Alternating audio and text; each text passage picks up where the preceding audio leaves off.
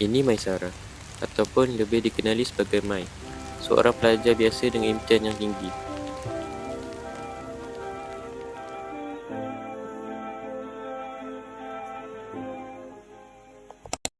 Mai, pernah rasa tertekan tak dengan semua ni?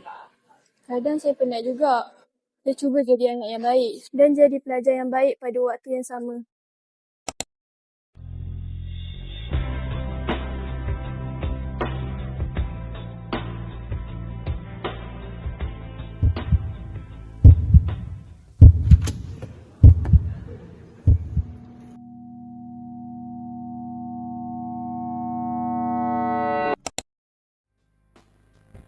Mai, cuba kau keluar daripada bilik itu. Daripada tadi. Asyik memerap je.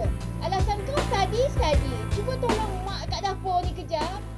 Kadang-kadang, usaha yang orang lain tidak nampak tetap terasa berat apabila keputusan tidak seperti yang diharapkan.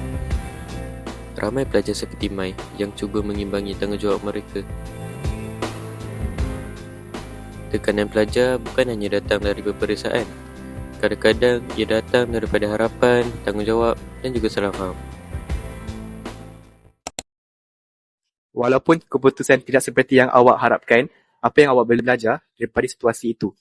Saya belajar bahawa keputusan peperiksaan bukanlah segalanya. Kadang-kadang kita telah berusaha sebaik mungkin. Walaupun hasilnya tidak seperti yang diharapkan, kita haruslah cuba dan tidak mudah putus asa.